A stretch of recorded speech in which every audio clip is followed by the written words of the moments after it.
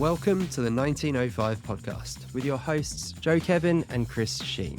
Joe and I have been going to Stamford Bridge for over 30 years. This podcast takes you inside our unfiltered voice notes on all things Chelsea, sharing our view from Gate 13 of the Matthew Harding stand. Let's hit the notes. In this episode, we discuss why the atmosphere at Stamford Bridge has hit new lows and ask whether we've been spoiled by success. We review the 1-1 draw with Palace and look at what the owners could be doing to connect better with supporters. Let's start with our live reactions to that encounter with the Eagles. Well, Joe, we're watching it together today because we sold our tickets. So let a couple of the friends go today. So I think you're more confident than me because I'm pretty nervous about this. I'm not at all. I think they're pretty poor, to be honest. I know, but I feel like the luck has to change. Well, I don't think so. I think if this was playing Liverpool today, I might change my tune, but Palace at home, I'm pretty confident, to be honest. Well, I hope you're right because I'm more nervous, but I'm just so convinced by that last week's performance that we got something going, and I think it's only going to get better. Yeah. And they've also got something to prove for midweek, so the dreadful midweek. Yeah, I think the Servette game just dented my confidence a little bit, but that's probably silly because that was the reserve team, so the B squad. So yeah, let's hope. Three in support. Madueke, Palmer, Jackson, 1-0. In Chelsea counter-attack. Get in. We didn't want to celebrate that too much because I was a bit worried it was going to get disallowed for some weird reason, but Well, with Chelsea's record in front of goal, the offside thing, I was waiting for a flag, to be honest with you, but really pleased that Gurhey went on a 60-yard sprint up the field because it just left a massive hole at the back. So, yeah, that's a nice little start. And great for Jackson. After all of the rumours on transfer deadline day, Osimhen, Tony, Chelsea looking for a striker, you wanted him to score today. Obviously, 9-year contract, it sounds like he signed this morning. And yeah. No, I'm really pleased for him. And like you say, it just gives us a boost in that position because I think all the rumours of Chelsea getting a striker, for him to not score for the next four weeks is going to be a story. So, yeah, really pleased to get off the mark there. And it was going to come down that side. Madueke again, he had two good chances.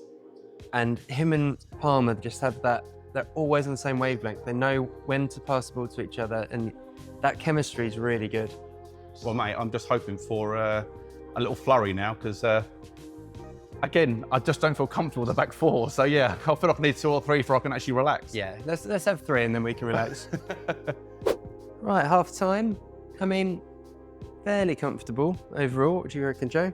Yeah, I think we've been much better team. We've missed loads of chances. I think with the Premier League, though, you just can't count anybody out, can you? And even though I don't think Palace are a particularly good side, I think at 1-0, I'm always be worried until the 90-something minutes. So, yeah, we need another one, definitely.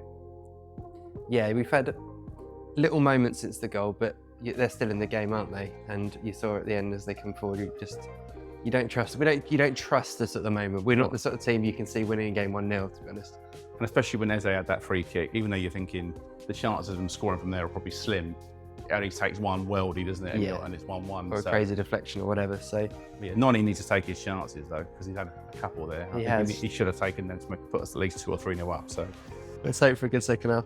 From Fofana, it's Eze, it's brilliant. A top-class finish. don't. Good finish. I'm just moaning about Sanchez. It's just communication. It's so sloppy, isn't it? It's just we've had all the play for the first 9 minutes in that second half. And comes a few minutes after Palace should be down to 10 men. Exactly, yeah. Will Hughes should be sent off. And then now we're in a game again. So that's why Chelsea, you can't relax with them. No, you can't. You just can't. This is quite painful. 75 minutes on the clock. Since they scored, we've really not had... I mean, we haven't had a chance. We've hardly had a kick. Well, the first 4 minutes was fine, and then since then it's been absolutely horrific. Like you say, since the goal, it's just been basically Chelsea kicking them out at the back, which has been painful to watch. So. The crowd is clearly flat. At the moment, your view on the game is working more than mine was. I just didn't see this today. I thought we would turn up in quite a positive mood, but again, those missed chances in the first half have cost us, I think, at the moment. Hopefully there's a late winner, but we look pretty flat. I think that's the worry, is that you'd normally at home, you're 1-1, you think we're playing on there, like there's the urgency, there's that real, like the crowd erupts, so the goals can come any point. At the moment, it doesn't feel like that at all, does it? No, we can't keep the ball either properly. No, we can't keep this up. Too many loose balls from Enzo as well. Too many like straight balls up the middle, which has just been straight for the goalkeeper's throat. And they look a lot more likely. Palace, like, again, they're only getting here. They look a lot more likely than they, to me. Oh, wow, Sanchez has only put that. Nearly put it in the goal.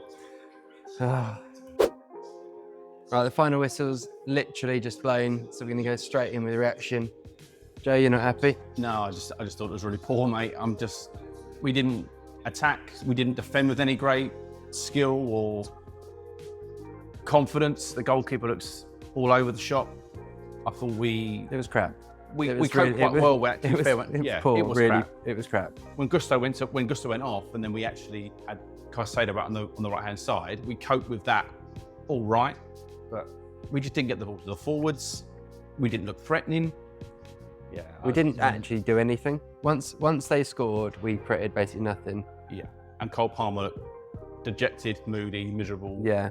And like you said in the game, he's coming back almost to collect it off the centre backs to get the ball. Yeah. And I mentioned that midweek. He's one of those players. If you keep him at the side, you keep him off the ball for too long, he gets bored. He gets a bit frustrated. Yeah. And then he's all out of position. So, yeah, I mean, I've got to say, I think it's a shocking draw for us.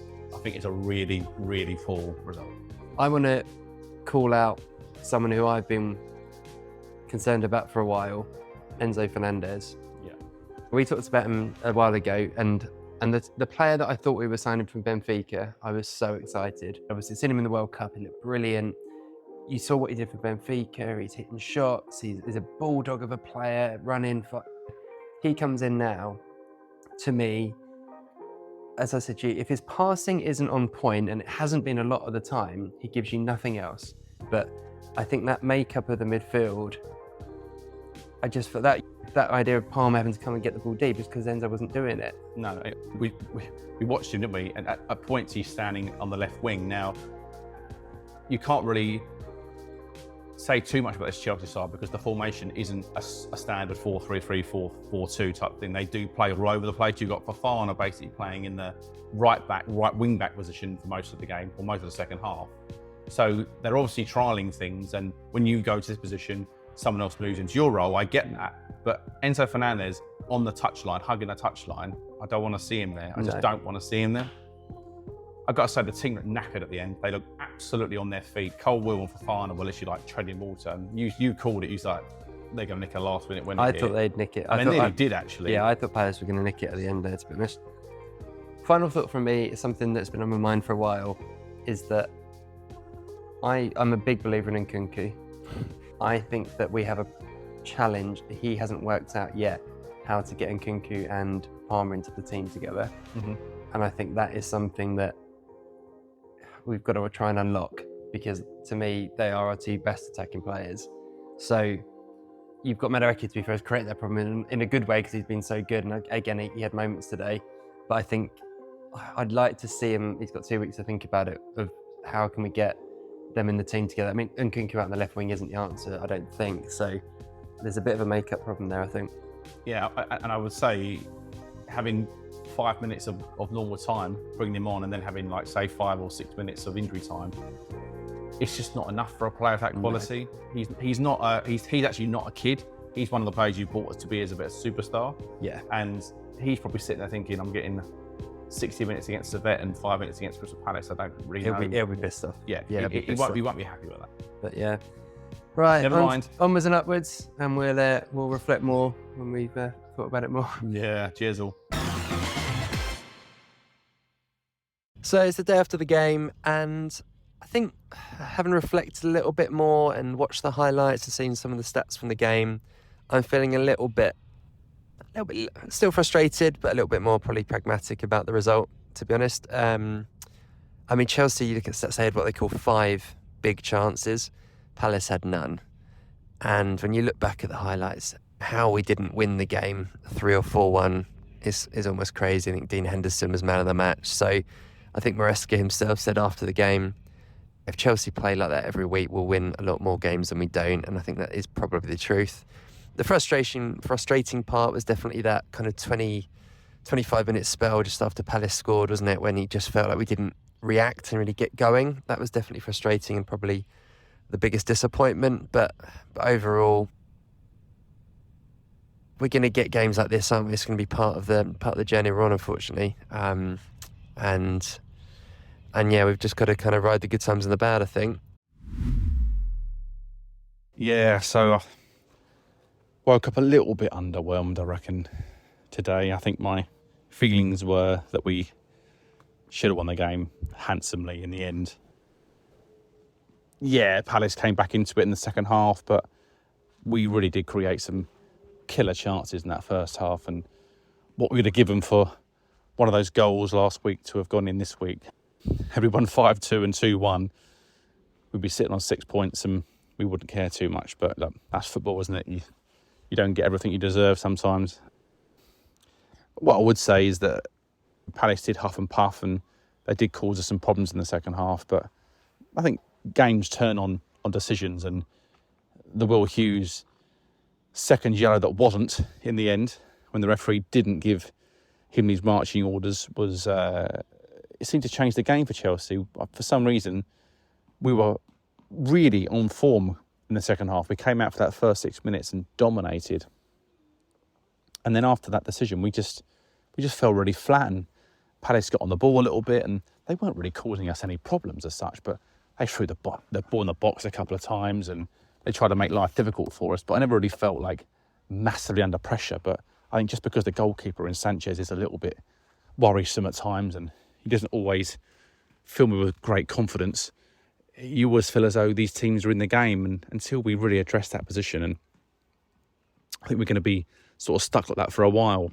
I would personally like to see Jorgensen come in and actually be given some minutes in the Premier League, because I don't really believe we're going to see the best of him in the Conference League.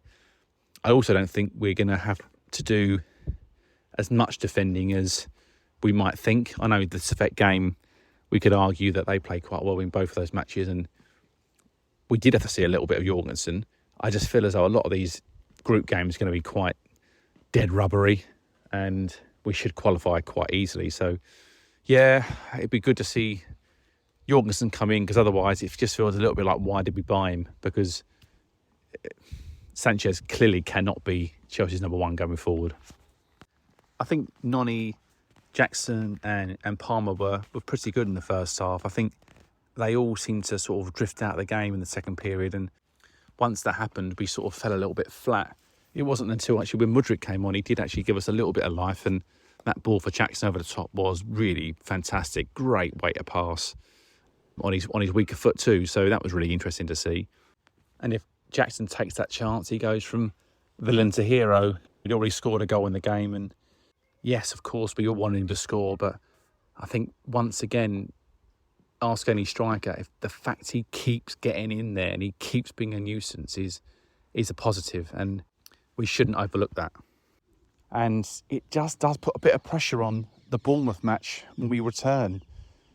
Away to Bournemouth, going down there with 4 points. If Chelsea did the unthinkable and they actually lost that game, I mean, even a draw, but they lost that game, I mean, it's going to put a load of pressure on them unnecessarily. So that's why these are really big missed opportunities against Palace, and they can come back to haunt you. Obviously a bit disappointed after the game yesterday, but I'm not worried, and I was already kind of prepared for a bit of an up and down season. I think we're going to score some good goals, we're going to play some good football, I think we're going to have some results we're going to be a little bit scared by. We may end up getting tonked by someone 3-0 or 4-0 or something, and we'll be like, oh my God, this team's regressed. But as long as it's not too familiar, we're not getting beat 3 or 4-0 too often, I think everybody in this league, probably with the exception of maybe 1 or 2 teams, will lose a big game this year. So it's just the nature of the division. And I think also there's going to be games that we win that we weren't expecting to. So it's going to flip-flop here and there. We're going to beat someone that we go away to Arsenal or something and beat them 2-1, and then we might lose to bloody Everton. But it's just what can happen when you're not firing on all cylinders and the team aren't completely 100% gelled together. Then you are going to get some odd results sometimes. So until they fully understand this Maresca system, and they're maybe 20 games into the season and they're kind of all free-flowing and everyone knows what everybody else is doing, we may get a few kind of strained results, but hopefully not too often. That's not the plan. We don't want to lose too many games. So yeah, quite optimistic still. Of course, nothing to really worry about. We've had some mad success over Crystal Palace, so they were probably due a point at some stage. Just annoying it came yesterday before the international break, but there we go. So for those who've listened to the podcast for a little while now will know that Joe and I are generally pretty positive about where the club is trying to go and where the new owners are taking us. But clearly we don't speak for every Chelsea fan, probably speak for a minority right now of a lot of Chelsea fans and how they're feeling. So we wanted to get kind of a different view, and I'm really delighted to get a voice note here from a fellow Chelsea season ticket holder, James Clark, who was at the Palace game and gave us his views on that, and also about his general feeling about the club and the connection he has with them right now. And yeah, as you can hear, James isn't feeling particularly positive about the way Chelsea are going right now. So over to you, James. It amazes me how a team can look so assured in the first half and then come out in the second half looking like a completely different proposition. I mean, admittedly, Palace were better, but we were clearly worse than we were in the first half. And I wonder what on earth is going on. But I probably shouldn't, because this is a team that last week scored 6 goals and played brilliantly. And then we've had 2 games since then, and we've lost to a team from Geneva, and then drawn into a Palace team who hadn't taken a point yet this season. So it's all about inconsistency, isn't it? And that's no real surprise, because they are still a bunch of 11 strangers who have been chucked together almost, it seems, at random by some people who don't really know what they're doing. So why should I expect consistency? On the subject of players being chucked together almost at random, we've got 2 midfielders who cost £100 million each, and they don't really look like they know what they're doing. Guy who sits near me just thinks Enzo Fernandez is the most overrated player that he's ever seen, and keeps saying it. Whereas my mate who sits on my right-hand side has taken to shouting 100 million every time either Caicedo or Fernandez does something badly, like a misplaced pass or a whimpering out of a tackle. And given how often those two things are happening, I feel like I'm hearing the phrase 100 million more than I'm hearing my own name when I go to the ground. It's a bit of a shambles, really, isn't it? But why should I expect anything different from the current era of Chelsea? I think the saddest thing for me is that it's made it unenjoyable going there. This is the team that I love, or a club that I loved, and I use the past tense there. I have had such happy times watching Chelsea, but at the moment there's pretty much nothing enjoyable about going there, except meeting up with the friends who I go with, and they're all a bit miserable about it as well. So even that is not quite what it used to be. But I feel no affection for 90% of the players. I know very little about the manager. I feel like I have no connection with him, and I literally hate the owners. So it's great at the moment being a Chelsea fan.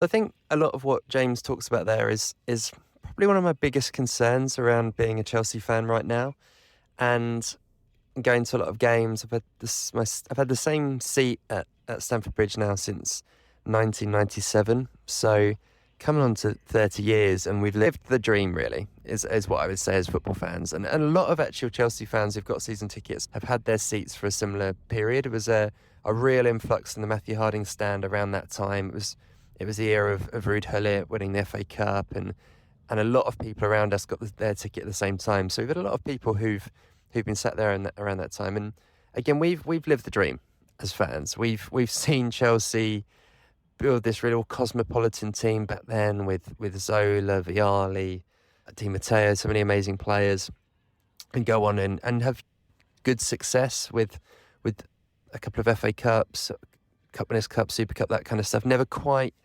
We got close to winning the league in '99, finishing third, but always just felt a little bit short. And then, of course, in 2003, Roman Abramovich buys the club, and we just go on this incredible, 20-year journey, pretty much, of just amazing success, building amazing teams, becoming one of the biggest clubs in the world and one of the most successful teams in that period. And obviously the last two and a half years has been really tough, and it's been really difficult. It's been a lot of change. In fact, an unprecedented amount of change, right? It's been crazy. I think when I hear stuff like that from James, what really frustrates me isn't James himself, but it's the people around James. It's the guy he talks about who's shouting 100 million, every time Casado or Enzo give the ball away and make a mistake. And actually, I've really felt that at Stamford Bridge in recent times. I'm sort of quoting someone else here, but the idea of, if you're a supporter, the clue's in the name, you're there to support. And I think, unfortunately, the atmosphere at Stamford Bridge has become really quite poor in recent years. I think there is that expectation. We turn up expecting to win. You turn up having spent all this money expecting incredible performances. And actually, the players need the fans as much as the other way around. Of course, fans want to be entertained and to be given something. But actually, as a fan, I think the only thing you have the right to be annoyed about when you watch your team is if they're not trying. I think it's inexcusable if people aren't putting an effort in. But if people are making mistakes and lacking in confidence, and I think actually that's where fans can make a huge difference. We've seen it so many times over the years. And I think these guys are trying. I think they're young. I think they're making mistakes. I talked about my frustrations with Enzo Fernandez at the moment, but he's a young guy. He'll either be at Chelsea or someone else. He'll have an amazing career and be a brilliant player. He's won the World Cup. He's clearly a quality player, and they need support. And certainly when I go to Stamford Bridge, I'm there to support. And a good example actually is, again, if you go back to the era of the late 90s, every single Chelsea player pretty much had a song. So you would very often before the game, as the players are doing their kind of final stretches, captain stuff, so it would almost go around the ground. You'd have a song for Frank Leboeuf, a song for Marcel Desailly, a song for Dennis Wise, for Zola. And I always remember it because I was a kid, but you'd see each of the players would, as they got their song sung, would do a little applaud to the Matthew Harding stand and give a little clap. And that was always, I just remember it's a real vivid part of the experience. You'd almost be going around, they'd give that little clap back. And actually now we have so few players who have songs, and it's actually much more likely you'll hear a song with a player that's left.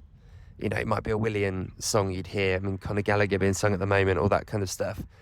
And whilst I'm not going to criticise people for wanting to make a statement, I know what the Gallagher song's all about. It's about frustration that he was sold, I understand that.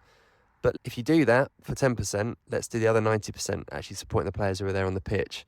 I saw an interesting thing on Twitter yesterday, which was the We Are the Shed campaign group, saying that they are now focusing 100% on Chelsea developing effectively a singing section at the ground. They feel that that's the only thing that is going to improve the atmosphere. And I think it's a really smart shout. You've seen it at Palace. Is actually, ironically, a really good example of that. I used to go to Selhurst Park quite a bit. I've got a lot of friends who are Palace fans. I used to go to watch Palace games occasionally when Chelsea weren't playing at home. And to us, the atmosphere was terrible at Selhurst Park back in the kind of 90s and early 2000s. They obviously developed that real kind of like almost ultras style singing section behind the goal. And actually now it's very, very different. It's become a quite difficult place to go. And they feel like they've created that kind of unity in the fans that you need. Now, I don't think Chelsea will go as far as having an ultras kind of vibe, but I think creating a singing section, creating that again, a supporting atmosphere, I think is really important. It can really help us. So, yeah, that's a reflection on me on yesterday, because I think that you could see it watching it on TV, that you could just hear it, that the atmosphere wasn't great. It wasn't great. I was there against City. It wasn't great. And if Chelsea are to be successful, they're going to need Stamford Bridge to be a fortress again. And that comes almost a 50-50 partnership between the players on the pitch and the fans in the stand. And I just really hope we can get back to that, because going to Stamford Bridge when it's rocking And I always remember Barcelona players like Xavi and Iniesta and Messi saying it was like their least favourite ground to go to because it felt like the fans were right on top of you, so close to the pitch, such a difficult place to go. And I remember those nights, and it did feel special. And we haven't really had that at Chelsea for a while now, and we need to bring it back. Just before I do hand over to Joe, if you'd like to send us a guest note yourself and be a part of the show, then we'd absolutely love to hear from you. So you can get in touch with us on Instagram, which is 1905podcast, or by email, which is hello@1905podcast.com. And yeah, we'd love to hear from you, either to be involved in the show or just to let us know what you think. Yeah, so I've listened to James's voice note there and what he had to say about the game and his match-going experience with regards to people that are sitting around him. Obviously, you've given your views on the people that are sitting around you. And I think within football, not just at Chelsea, I'd say United and Arsenal have this quite a lot. They're doing quite well at the moment, so their fans have almost flipped a little bit and they're kind of very proactive and very pro the club, whereas we are very miserable and very kind of down on our team because the club aren't in the top 1 or 2 positions in the league. So these things do go in cycles. And a few years back when Arsenal were doing so poorly, this Arsenal TV thing that came out and these Wallies on there shouting and screaming every little thing about Wenger and their transfer policy, you're now starting to see at Chelsea matches. And obviously you mentioned it there, the guy that's shouting out £100 million when Enzo or Caicedo make a mistake. I mean, this court jester vibe, this man that's sort of wanting to show his dislike for the board probably by slagging off the players, and that's not any way to support a football team. And you said it there, support is in the word supporter, and that's what you're supposed to kind of do. You can be frustrated in a game, you can sort of say, oh, come on, Chelsea, get it together. And in many ways, that's your right. You've paid your money, but support people in the right way. I see it a lot with Chelsea fans. It's almost like we've got to the point where if you say something negative about your team, you're hoping it comes true. There are those fans that literally cannot wait to get on Twitter or Instagram or whatever the platform is that they use and say, see, Maresca, told you he was absolutely useless, told you he was inexperienced, I told you he didn't know what he was doing. See all these players that the owners have bought, I told you they're all too young, I told you they weren't good enough. It's like, that is not a response, because the sense of entitlement is absolutely staggering. Yes, Chelsea haven't had a fantastic 3 years, but do you know what? Before that, they were winning the Champions League, and there'll be those fans that go, well, that's what we should be doing now, isn't it? But football just doesn't work that way. And I tell you now, you're very lucky in some cases to even have a football team, because if Roman hadn't dug into his pocket and actually pulled out £1 billion, the government might have got hold of us and fuck knows where we would have ended up. So do you know what? If this club has to rebuild a little bit to get back to the top, I'm prepared to wait a couple of years. And in the meantime, if we can develop a bright young team along the way, then frankly, the ones that are criticising them and moaning at them all the time, you simply don't deserve them. And you don't deserve the right that if this team does come together in a couple of seasons, to support them or cheer them on then. Because believe me, every Chelsea fan worth their salt should want the club to do well. I do, you do, Chris. And we know plenty of people that are looking at this as like, this will take a little bit of time to get right. It won't happen overnight. And they haven't got everything in place yet. But because Roman came in with an open checkbook and just bought who he wanted, when he wanted, and how he wanted, it's like all we do now is compare everything to Roman. And I just think it's just a really sad indicament of the world we live in, unfortunately. And just lastly, you have to remember that 2 really massive football clubs in this country, in Arsenal and Liverpool, went years without ever winning a trophy. They went years without ever really putting together any kind of form. Man United are going through one of the worst spells in their football history. They are really struggling. And don't let them winning the FA Cup last season pull the wool over your eyes. They are a pretty bang average football team. But when I hear their supporters in the ground yesterday, they're getting beat 3-0 by Liverpool, their closest rival. They're getting hammered at home. Do you know what? those fans still got behind their team. Yeah, of course they grumbled when the third goal went in and they weren't very happy with the way the team was defending. That's obvious. But those fans stuck with them to the last minute, and even at 3-0, they still believed that there was something for them to get out of that game. And I just feel as though when you watch Chelsea, even at 1-1 yesterday, it's 1-1 against Palace at home, and everybody's just sitting on their hands waiting for something to happen. The club have to get behind the team, because even Enzo Maresca was willing the supporters to get up, because once the supporters did start to sing, it created a bit of panic in the Palace box and some indecision.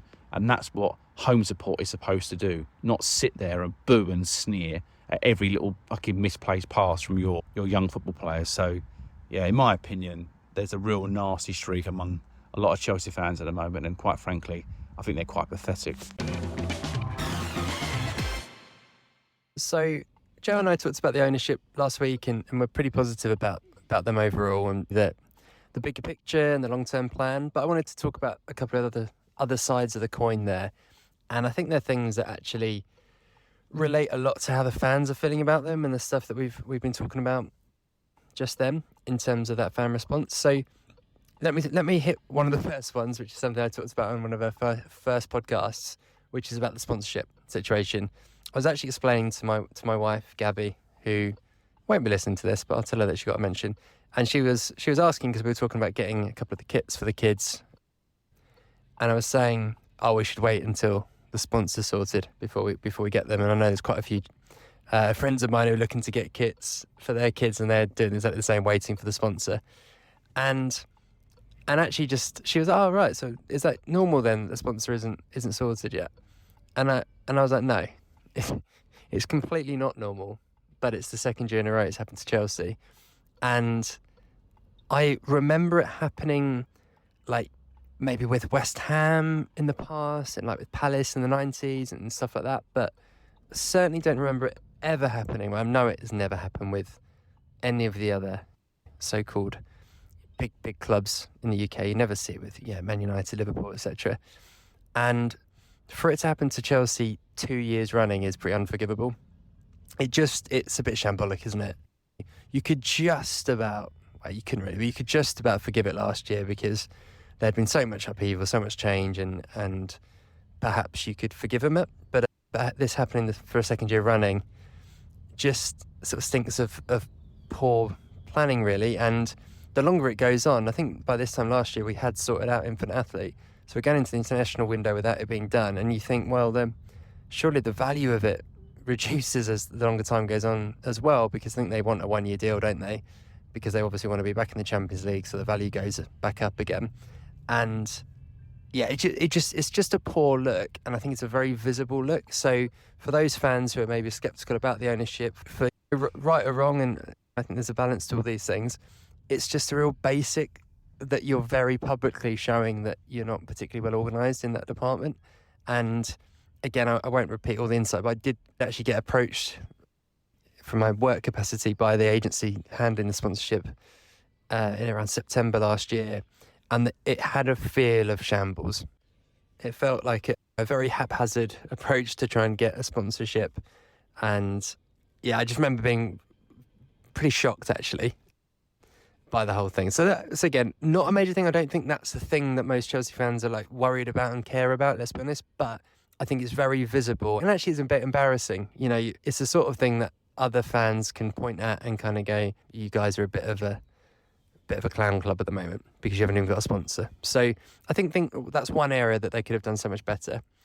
And the other area that has been obvious from day one, really, but is something that I think actually they really need to seriously consider doing, is to actually speak directly to the fans. It's something that, if you think about owners of Chelsea in the last, 40 years, we actually only had 3. You had Ken Bates, who was actually very good at this, whether you loved him or hated him. He was very upfront. He had an iconic column in the programme, he was a huge personality. And love him or hate him, you knew who you were dealing with. You knew what Batesy was all about. Now, Roman was very different, obviously, kind of notoriously so. But because of what he did in those first few years of being so present at the stadium, so animated when Chelsea scored. I mean, you can remember that first game at Anfield where when Veron scored, and he was like a fan. And I think as fans, obviously it was such an exciting period for the club anyway, but you kind of connected with him even without having to necessarily hear from him directly. Now, when the new owners came in, one of the first things they talked about was wanting to improve communication with the fans, bringing together kind of a board with some Chelsea fans on it, notoriously, and it felt like, okay, this is going to be a step forward. I think they even talked about wanting to be like a pioneering example of kind of connecting with fans and with a fan supporter group and all that kind of stuff. But the faces of this are Igbali and Bowley. Whether they like it or not, those two are the guys. And Bowley, we've only ever seen do kind of these very corporate events in the US where he'll talk about Chelsea, but, you know, very non-directly. It very much feels like you're hearing through a third party. And Igbali, he could give me a phone call and I wouldn't recognise his voice. I wouldn't believe it was him because I've never heard him speak. And like it or not, I'm kind of thinking, why have they not done it? And actually, there's so many things that I think where people get upset and angry and frustrated is they're not knowing. It's like, what do they have in mind? What are they planning? You hear everything through kind of media briefings and all that kind of stuff, but hearing it from them directly, I think would be really, really well received. And they can do it in a very controlled manner. If you think about the last two manager appointments, Pochettino and Maresca, those kind of first interviews with Chelsea were very well managed. I'm sure they went through a big edit to make sure everything was controlled, the message was clear. And I think that actually, even if they just did something very much like that, Igbali and Bowley speaking directly to the fans, you know, speaking maybe directly to some of the criticism that they've been receiving from the media and fans, and you know, being honest and saying, look, this is a big long-term project, we're doing things differently, we're being bold, explaining some of that stuff. You know, on the stadium side of things, saying, look, we know people want an update on Stamford Bridge. We can assure you we are working on a lot in the background there, and you will be the first to hear as soon as there's an update, which we anticipate being in the next X. People don't necessarily need like direct timescales and stuff, but just that open communication, I think, with the fans would go a long way. And I think it would even just change that feeling that fans get when you see them on TV at the moment. Igbali sat next to Jadon Sancho, wasn't he, during the Palace game?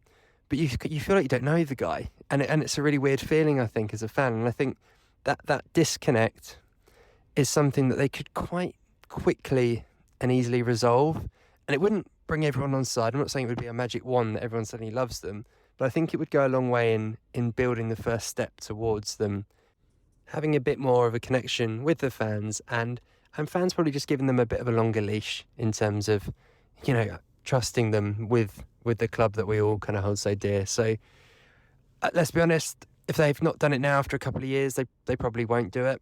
But if I was advising them, I think it would actually be a relatively easy win.